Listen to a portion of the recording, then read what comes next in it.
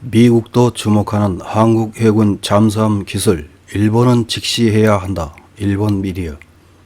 지난 15일 우리나라에서 독자 개발한 잠수함 발사 탄도미사일 SLBM의 잠수함 발사 시험에 성공했습니다. 이번 성공으로 기존 미국, 러시아, 중국, 영국, 프랑스, 인도 등 6개국에 이어 SLBM 발사 기술을 보유한 7번째 국가가 됐습니다. 이번 SLBM 발사 성공에 대해 중국 관영 언론 환구15는 16일 실전 배치될 정도로 완성도가 높아 보인다고 관심을 보이면서 일본 전역이 한국 미사일 사정거리 안에 들어와 일본이 불안해할 것이라고 보도했습니다. 이런 소식은 일본 미디어에서도 연일 보도하고 있습니다. 지난 9월 23일 JB 프레스라는 매체에 군사사회학자인 키타무라 준이 기고한 미국도 주목하는 잠수함 기술, 일본이 직시해야 할 한국 해군의 캐거라는 제목의 기고문이 실렸습니다.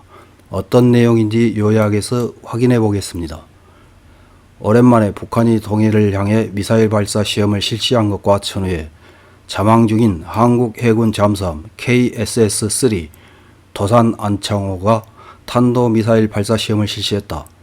북한도 잠수함 발사 탄도미사일을 실용화하고 있다고 주장하고 있지만 발사 시험에 관해서는 가짜라는 분석이 나오고 있어 아직 확실한 것은 불분명하다. 백보양보에 북한 당국의 주장대로 잠수함 발사 탄도미사일을 완성한 것을 인정하더라도 플랫폼이 되는 잠수함은 구식일 뿐만 아니라 소형 잠수함이기 때문에 미사일 발사관이 세일 부분에 설치되어 있어 발사할 수 있는 탄도미사일은 한 기뿐이다. 이에 비해 한국 해군에 의한 수중에서의 탄도미사일 발사는 확실히 성공했다. 그러나 탄도미사일을 발사한 KSS-3급 잠수함의 자망 상태 등에 이상이 생기지 않았는지 여부는 공개되지 않았다. 만약 한국 해군의 AIP 잠수함에 설치된 수직 발사관에서의 미사일 발사가 설계대로 작동했다면 세계 최초의 탄도미사일 발사형 비원자력 잠수함이 탄생한 셈이다. 한국의 KSS-3급 AIP 잠수함은 수중 배수량 3,750톤, 전장 83.5m로 소형 잠수함이다. 하지만 강력한 공격력을 가지고 있다. 탑재된 수직 발사관 6기에서는 최대 사거리 500km인 6발의 국산 탄도미사일 현무 4-4 또는 최대 사거리 1500km인 국산 장거리 순항 미사일 해성3를 발사할 수 있다. 또한 6기의 어뢰 발사관에서는 타이거 샤크 어뢰 또는 하푼 대함 미사일을 발사하는 것이 가능하다. 이번 발사에 성공한 수직 발사관 탑재형 AIP 잠수함에 대해 미 해군과 싱크탱크 등의 잠수함 관계자들 사이에서는 한국 해군이 내세운 AIP 잠수함 플러스 수직 발사관의 조합은 잠수함 세계에서 확실히 게임 체인저가 될 것이 확실하다고 간주되고 있다.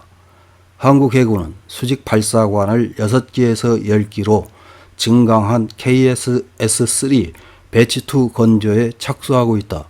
한국 해군은 현재도 직접 대치하고 있는 현실적인 위협으로서 북한군에 가능한 한 자력으로 대응하려 하고 있다.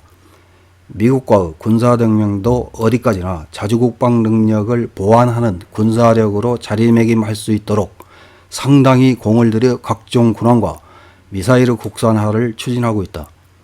해군뿐만 아니라 공군과 미사일 전력도 북한에 대한 감시 능력과 보복 능력을 확충해 억지 능력을 강화하고 있다. 상기 AIP 잠수함 발사형을 포함하여 한국 해군 함정에서 탄도미사일과 장거리 순항 미사일을 발사하는 전력의 구축은 중국과의 대결을 상정하고 있는 미국이 동아시아 지역에 힘을 기울이려는 중거리 미사일 전력 증강의 일익을 담당하게 되기도 한다. 즉 미국의 군사 전략과도 합치하고 있는 것이다.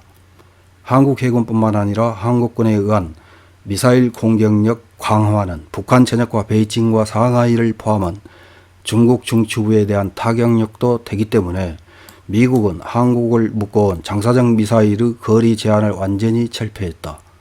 다시 말하면 미사일 전력을 강화하는 한국군에 기대를 걸고 있는 것이다. 탄도미사일과 순항미사일과 같은 장사정 미사일 전력 하나를 놓고 봐도 실제로 군사면에서는 일본은 완전히 소외되고 있는 것을 현실로 보지 않을 수 없다. 일본 정부와 많은 일본 국민이 미국에 대한 짝사랑과는 달리 미국으로서는 한국과 달리 자주국방 노력을 제대로 강화하지 않는 일본에게는 물러나기 시작하고 있는 것이 실정이라고 생각해야 한다. 이런 기사를 읽은 일본 네티즌들은 어떤 댓글을 달았는지 몇 개 확인해보고 마치겠습니다. 첫 번째 댓글입니다. 일본은 방위비를 GDP의 2%까지 증액합시다. 그 절반을 개발 비용에 나머지 절반을 군비 증강에 사용해서 중국과 대등하게 싸울 수 있는 군비를 가집시다. 자국을 지키려면 상대가 손을 댈 수 없는 압도적인 군사력을 손에 넣을 수밖에 없습니다. 다음 댓글입니다. 한국은 휴전 중이지만 북한과 전쟁 상태에 있으며 국민에게는 병역 의무가 있습니다. 당연히 북한의 움직임에는 민감하기 때문에 북한이 군비를 증강하면 한국도 마찬가지로 증강합니다.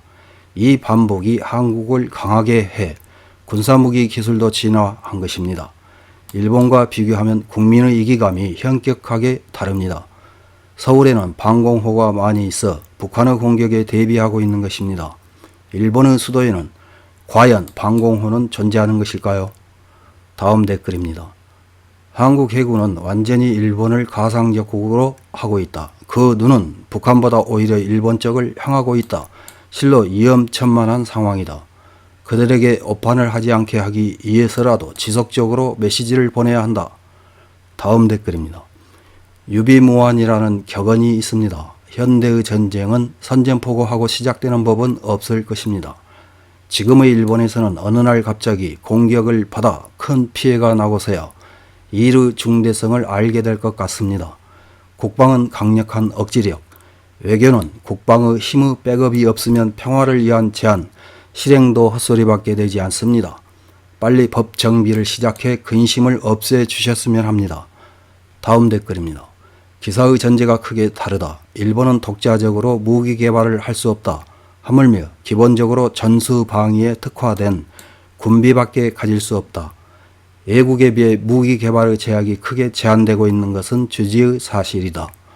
헌법 개정과 미일 안보의 재검토가 이루어지지 않는 한 일본은 군비에 관해서는 속국적인 지위일 뿐이다. 이것이 현실이다. 다음 댓글입니다. 한국제 잠수함에서 SLBM의 수중 발사에 솔직히 놀랐습니다.